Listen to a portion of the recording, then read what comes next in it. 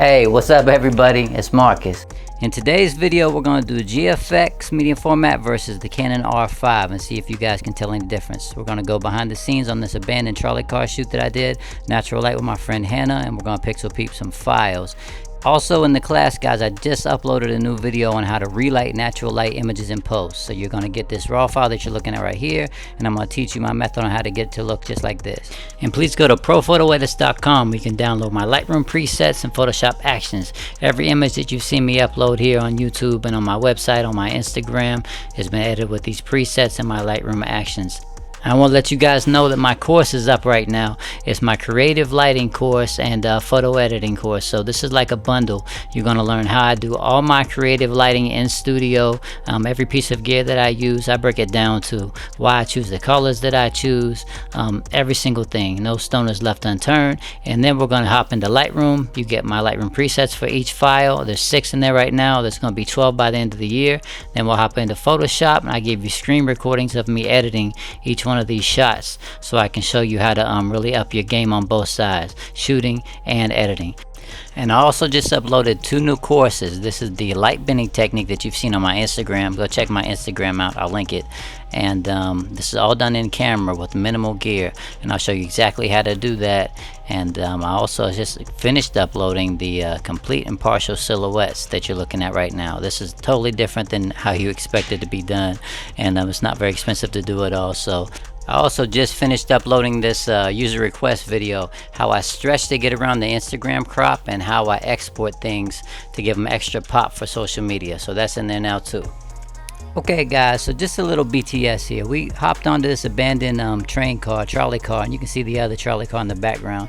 And I think they're not really abandoned. This is just where they're working on them, but we got in and got out without getting caught. And this is just a light wand that I have on my hand that I'm using occasionally here. I took my GFX and my R5, the 35 and the 45 respectively, and I'm so far away on a lot of these shots like this one here that the light wand isn't doing much, so it's pretty much all natural light. And I had to edit the files to make them pop like that, which I teach in detail in the course, but I just want to let you guys see what it looked like inside the train car. Some of these files that you'll see as we hop into Lightroom in a second, these type of scenarios are really hard for a lot of reasons, like all the brown in the wood. The wood casts like an orange color onto the skin a lot of times, and you have to work really hard to get it off, especially when someone is like fair skinned. And of course, just the harsh lighting scenarios, the cramped environment, you have to choose your angles wisely. But it was a fun shoot. And then next week we'll have part 2 of the shoot, 35 at 2.8 versus the 45 at 2.8, full frame versus medium format, and see if there's any differences when you stop down. But and that's going to be with a strobe. You can see that behind the scenes on my Instagram right now on top of the parking garage. But let's hop into Lightroom and take a look at some of these files and let you guys decide if you can see any differences. Okay guys, so let's check out some of these files. Now we're going to start, and I'm going to go back to back and show you, and then we'll put them in compare mode. And a lot of people ask me this. I get asked this a lot actually, because I have the GFX system and the R5, as well as a Nikon Z system, and we're going to compare that as well very shortly. I have a lot of comparison videos coming up. So this is a 35 1.4 on the R5. I'm at 1/250th of a second. ISO is 125, probably just because I bumped it by accident. It's probably supposed to be at 100. And this is just without the editorial preset on there. Right there, that was natural light, and it's just you know, pretty harsh. And then I put my preset on there, and it made it, you know, into the color spectrum that I like. And I will show you something that's kind of identical. Alright, so first thing you're going to notice on the GFX file, and I'll reset it, is the dynamic range. I mean, it's at 2.8, so it's not letting in as much light, and at 1/100th of a second, ISO, I had to pump it up to 320. Now I could go below 1/100th of a second on the 50S2 because it does have IBIS, and it's pretty damn good. But I don't like to chance it. You know, let's zoom in here and we can see. Yeah, I got like this eye, and I'm not using the eye autofocus. I'm just using my point instead of the front eye, and that's just my fault. But I mean, it's tack sharp where it's supposed to be sharp, and that's with noise reduction down, sharpening. I mean, I don't mind it too much on the GFX files because they're cleaner files, and the colors are a little bit better straight out of camera. So I got them both in compare mode here in Lightroom, and you can see that my white balance is a little bit warmer on the R5 here, but I mean, that's just the way I like to shoot it. I can change everything else in post. It's basically because of the screens on the back. I think the R5 and a lot of the Canons come out of the box with very cold color balance on the LCD, and it messes me up. I like to see things warm the way that I'm going to want to see them in post. On the GFX, it's a little bit warmer straight out, and then your files come in a little bit cooler, but that's neither here nor there. This is obviously a little bit, I was probably leaning to the side a little bit, but just go in here and look and see. Sharpness wise, let's let this guy load. Okay, it's loaded.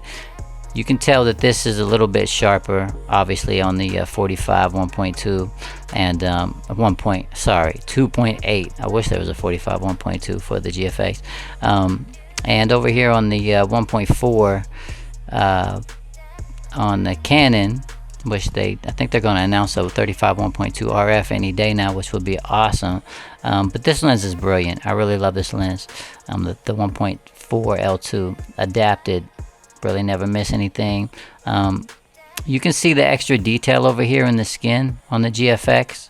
You know, it's just the way it is. It has a lot more detail.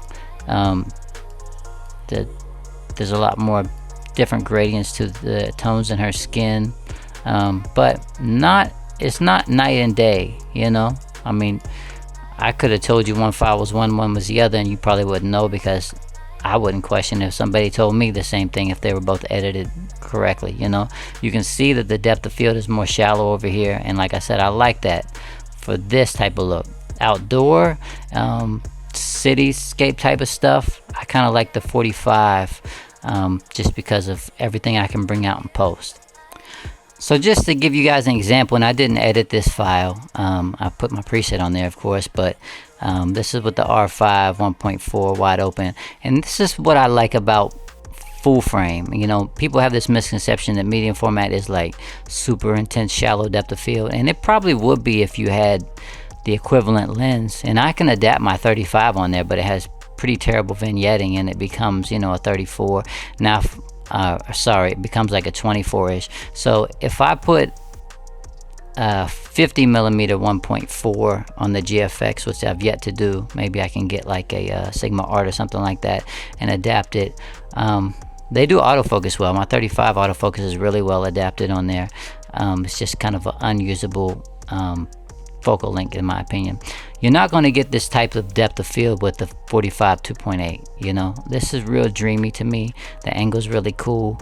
I think that she's like you know, kind of coming out of the frame a little bit, because you're seeing all this separation, everything going blurry back there in a very boring train car. You know, you're not going to get that with the GFX. I don't think that's his strength. You know, the GFX is more like an editorial style camera, in my opinion. Unless you adapt faster lenses, then you can get this look for sure. So let's compare the GFX file on the left with the Canon R5 file on the right, and you can see shallow depth of field over here. I'm about the same distance away, right? And her feet are going out of focus, but not as out of focus over here. I like the GFX shot better for this scenario. This is very dreamy. Everything's definitely fading out the way you'd consider like a very fast lens to do at 1.4. And I'm always wide open on that in this scenario. Over here on the GFX, not nearly as dreamy, but it's more editorial, right? There's still enough depth of field, but the colors, the punchiness, the clarity, it does have what I consider to be, you know, the medium format look. And I didn't miss the shot. You know, she was holding still. She wasn't moving around too much. But yeah, I mean, that's the differences in my opinion. Files they retain a lot more detail, color and everything else on the GFX. File wise, you get a wider file, of course, because it's a bigger sensor, and not as much shallow depth of field with non-adapted lens. Almost no vignetting. You see some vignetting here on the 35, on the R5, but it's more of a dreamy file. It's more what you think of when you think of, you know, just modern day Instagram stuff like that. I mean, I like to shoot both because I can appreciate all different forms of photography. If I just had one camera with me, would I have been pissed? No, I would have done the shoot and been happy with what I got, you know. I don't like it when people, you know, try to upset you, say medium format is the only way to go. It's definitely not. I wouldn't be happy if I only had a medium format, you know. I probably would be happy if I only had the R5, because if you don't have anything to compare it to, how do you know that the other one's better if you get a great shot? You just really don't care. But there you guys have it for this week. I hope to see you next week as we compare what the difference is between, you know, both being strobed and both being at 2.8. So now we're going to see, is there a difference at 2.8 on the full frame versus the lowest, widest open aperture on the GFX is 2.8. Do they look identical? Close enough? What's the difference? So I'll see you guys next week, and I love you. It's Marcus.